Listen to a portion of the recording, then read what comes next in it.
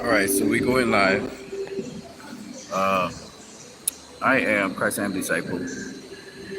We're going live. I didn't plan to go live this way. Actually, we're supposed to go live a different way, but my phone is done crap, so it is what it is. First of all, this video is brought to you by LIVE and LIVE products. LIVE live now, we alive now. So we're gonna sit back, chill a little bit. I'll show you something. This is called Roku. Roku. So Roku uh, comes from the Manzan area, Manzanilla, and it's good for prostate cancer. The outer skin is good for prostate cancer, but you could also cook with it. If you break the skin here, maybe you can see a piece of it here. I don't know if you can see that there. See that there? There's seeds in there, and it's kind of red. You can use it to cook with, and you can draw the outer skin, and you could drink it. So that's called Ruku. Alright, I was supposed to do something a little bit different, but that's not going to happen today. So I'm just going to talk to you guys about Twilight of the Gods. How that's related to the fall of the Western Empire. You know, the Western Empire basically is led by the United States of America at present, but you also have Germany, France, you have some other European nations like Germany, France, sometimes Spain. These were countries that colonized the world. Spain, Germany, France, Great Britain, and USA. They say the USA is the world's police. That's not a good thing. So the empire, there was once this arms race between Soviet Russia, at the time was known as the Soviet Union, and the United States of America, were two major superpowers in terms of might, military might, etc. But the arms race wasn't won by the United States, but there was a Cold War, and the Cold War ended under Mikhail Gorbachev and Ronald Reagan, and the United States was considered the superpower in the world. Russia, their economy went to crap for a minute, and even their arms, their many munitions and stuff, it got outdated and stuff. So the United States was known as the world superpower. And to this day, it's seen somewhat like that. All right. Now, because of what happened with Israel, because of what happened in Palestine, a lot of people. Now, I mean, let me backtrack a little bit. So I think the first shot across the bow happened back in 2000, and I believe it was around 2001, after the World Trade Center bombing and the consequent war that happened in Iraq, which had nothing to do with 9/11. Nothing, absolutely nothing to do with it. I think from thenceforth, because the United States was working with the United Nations, and usually there would be some sort of coalition that would go into battle, you know. And I believe in 2002 or 2003, when a preemptive strike on Iraq was being planned by the United States. I believe it was Australia, New Zealand, the UK were the primary countries that joined the US, and I think Germany and France, in doing what was called a preemptive strike on Iraq. Iraq was invaded illegally, mind you, by the United States of America. George Bush is still a war criminal and should be charged for war crimes for what he did. Because not only did Iraq not have weapons of mass destruction, there was no grounds under which Iraq should have been invaded. None. And Iraq had actually successfully disarmed itself somewhat, complying to the United Nations sanctions on it. So it was very interesting. But anyway, Iraq was a warning to countries that you shouldn't weaken yourself, because what the United States tries to do is weaken you, and then they'll attack you. But anyway, after the Iraq War, we had the Afghan War, and again the same thing: demonize people, uh, invade, disrupt, and destroy the structure that's there, and then leave. So that was done, and after that we have now the Syrian War that happened due to Mr. Assad doing what he did in Syria. And after disrupting that economy and that place, now they're going at the axis of resistance. So the first thing they did was attack the Palestinians. Well, they've been attacking the Palestinians for years. The U.S. and Israel, in conjoint collaboration, have been attacking Palestinians for years, trying to purge them. I guess only now everybody's waking up to the fact that this is the lies about the Palestinians, because it's mostly civilians that get killed.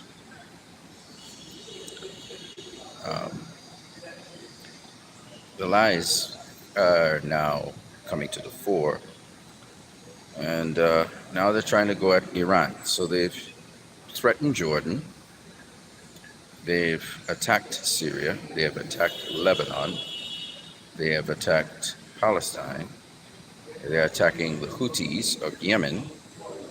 They're attacking everybody. And they think, for some reason, I don't know why, they believe that they're on the side of right, because they're trying to be the biggest, baddest guy on the block. And it's just the dumbest thing. You're surrounded by neighbors. Your neighbors are your protection.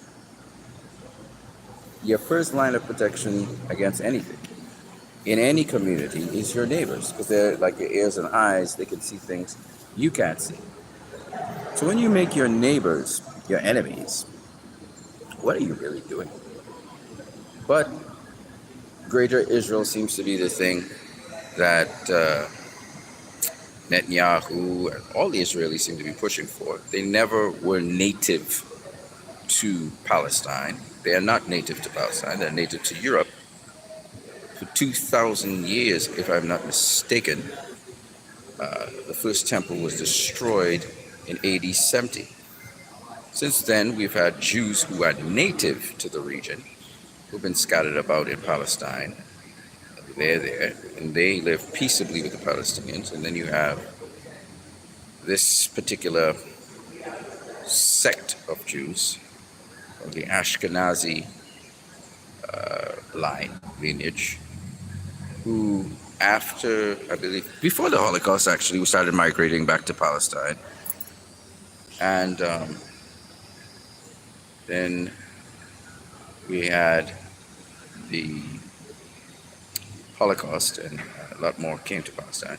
But they didn't come to Palestine and live peaceably amongst the Palestinians. They didn't. Like the Jews who are endemic to that region, the Jews who actually live there and belong there. No, they decided to wreak havoc. And for those of you who don't know, there was the King David bombings. There was the agitation against the Palestinians. There was the seizing of land. Even before the war that started, they were seizing land from the Palestinians. Just like how they're behaving now is how they behaved back then. And then, of course, we have the Nakba, which happened. So, I mean, this particular sect of Jews have pushed white supremacism, Jewish supremacy, Judeo-Nazism. And you see them celebrating when they murder thousands upon thousands of Palestinians. You see them celebrate when they murder thousands upon thousands of Lebanese. And mind you, these Lebanese and these Palestinians who are in Lebanon, and the Syrians in Syria that they murder and kill are not militarily trained. They are civilians. Now, we all know that inhabitants of Israel have to go through military training. So what is weird is that the projection that they put upon their surrounding neighbors, who should not be their enemies, but they live at enmity with their neighbors because they provoke their neighbors and they agitate their neighbors and they do all kinds of wicked, evil things to their neighbors. But their neighbors happen to be not the ones agitating the situation and provoking. Their neighbors have actually been looking to be freed and to live a free life at peace and have Palestine how it used to be. Okay, now, in light of all I just said, let's look at Twilight of the Gods.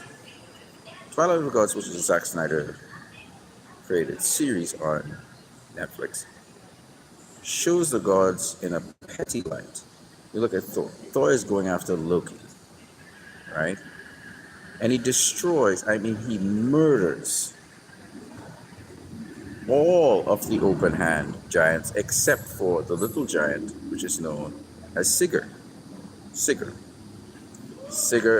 this is all Norse mythology. This is not true. This part of it is not true, but nonetheless.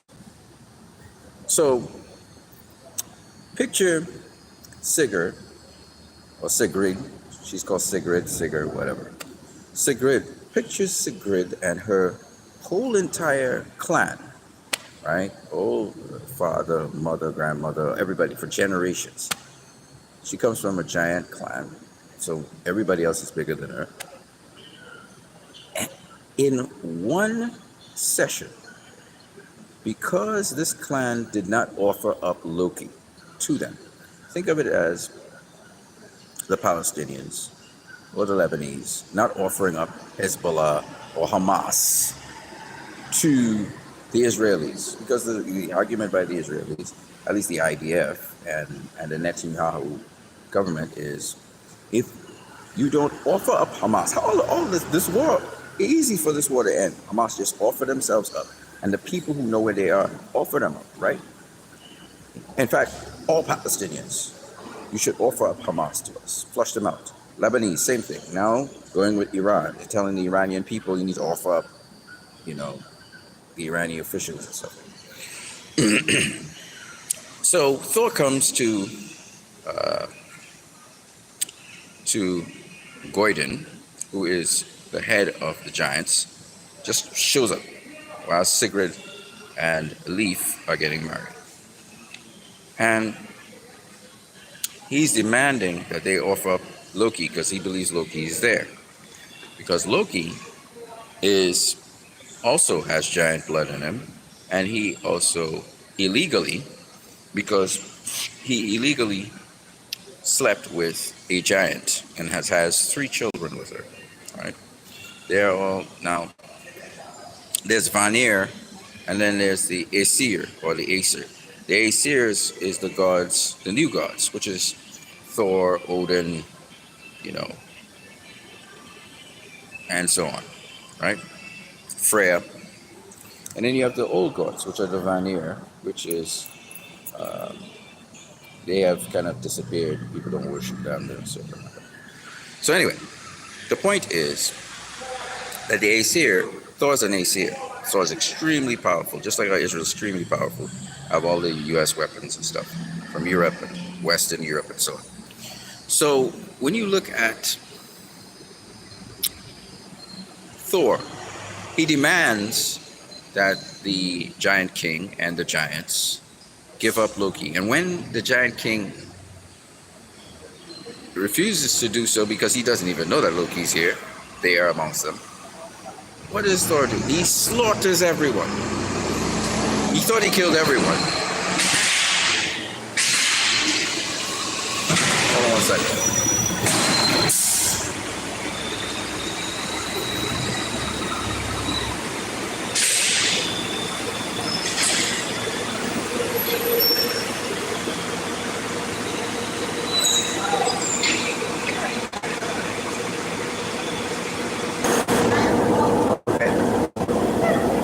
So he slaughters everyone. And pretty much that's Israel's strategy, right? and the Western Empire. If you don't give them what they want, they kill out everybody. So Israel's been bombing the daylights out of Palestine, Lebanon, Syria, Yemen, along with the United States, along with Saudi Arabia, etc. They've been bombing the crap out of them because the people are complicit as far as they're concerned. And the civilians are complicit in somehow hiding these so-called terrorist organizations, right? They're hiding the Lokis, you know? This is kind of crazy. So, Sigrid, after her entire family, she's the last of the open hand.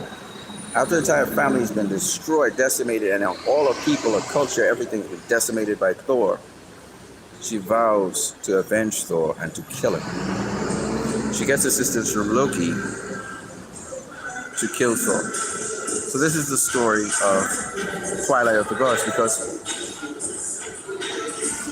I don't know why we get like a surge of noise all of a sudden, and this has been happening to me all over the place. Place would be quiet and everything, and then all of a sudden, just a surge of noise. Anyway, so Sigrid, she ends up going on this quest to avenge the death of Loki.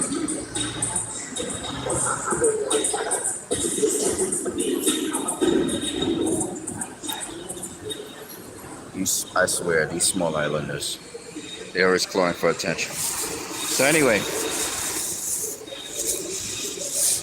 so this is what I see. This is what I think the axis of resistance is. It's them going up against great power and deciding they're going to fight for their freedom. And they also got a chip over their shoulder because a lot of people, they've lost their families, they've lost their culture, they've lost their homes. And I just think it's poetic justice that they get what they. Now, ultimately, in the end, Sigrid did not kill Thor, okay? But because she went up against Thor, she wasn't a god. She killed Balder. She didn't kill Thor. It set in a chain of events in which the gods were about to get annihilated. And they eventually, ultimately, Ragnarok happened, and the gods were killed off. Okay? So this is like the precursor to Ragnarok. And why this is so interesting to me is because we're seeing the same thing in real life, in real events in the world today, where the system is failing, the westernized system is failing. The colonial project, which is known as Israel, or the Palestinian Initiative, which was promised to them by Lord, what was his name? The guy from UK. I can't remember it right now. The Baal something. The Baal. I can't remember it right now. It was a letter written to Rothschild by Lord. What's his name? Baal something. Whatever. So the something Accords. I can't remember this. But the Western Europe had backed Israel, even though Israel was committing so many atrocities. And to this day, we see the white supremacist agenda still being carried out in the Western world today, with all the supposed values, and they're just not applicable to certain people. They're immune to that. And that hypocrisy is what's going to cause the destruction of the system that really operates below all of this so-called platitudes of nobility, honor, and morality. That even these Western institutions like the United Nations and so on supposedly supposed to follow these values. They don't when it comes to white supremacy. So that's what we're seeing falling. It's falling apart right now. This is why Israel's so vicious. It's not going to make a difference. Assassinating leaders of Hezbollah, assassinating leaders of Hamas, it's not going to change anything. Okay, Hamas it's not hinged upon one particular leadership. unlike in the Western world, where if a particular leadership goes, that's it. So they've been attacking China, they've been attacking Russia, and it's not gonna change it. They're gonna go down. So, there's the saying Babylon is fallen, is fallen, is fallen. Well, it's about to fall. And I find it interesting that Zack Snyder was able to kind of sort of prophetically announce this. But we could see it. We could see the slow decay of Western civilization as we know it. It's been being eroded. People becoming more and more obvious of their intents, and the rich are getting richer and the poor are getting poorer.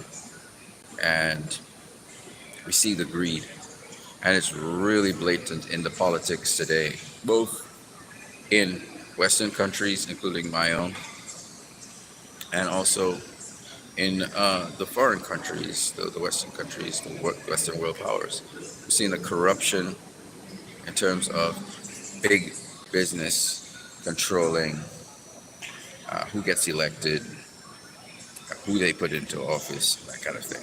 It's really crazy. But it's been around for a while. It's just we are now seeing it clearly now, and it's all being exposed for what it is, which is kind of crazy. So, and again, that was interesting because no one ever questioned the gods, right? Until Sigrid, who fears no gods, she decided to go up against them and actually destroy them. You know what I'm saying? So I thought it was really great, and we are really seeing a changing of the God at a different kind of time in terms of that. And I think the lies that were always uh, said to us, we're not buying them anymore. We realize the media, the governments, officials, their interest is not in the people. Right now in the United States of America, there's this tremendous hurricane that came through, and several areas have been flooded. Several people have lost their homes. Yet billions of dollars are going to the war machine, propaganda and everything. And yet they're trying to keep this incredibly immoral situation out of the spotlight when it comes to elections. Nobody's touching that. Nobody's asking that question. Nobody's delving into that. And so it's very disingenuous to the American people. And it's just, I just don't get this place, man. What is up with this place? Anyway, it's very disingenuous of the people who are in power and the people who are there. You know what I'm saying? And for me, quite frankly, that's it. Time for me to go. Let me just wrap it up by saying that, the American people need to be wise and need to know what they're doing. You know what I'm saying? So I would say if you want to destroy the empire, vote Jill Stein. I'm going to catch you guys later. Peace.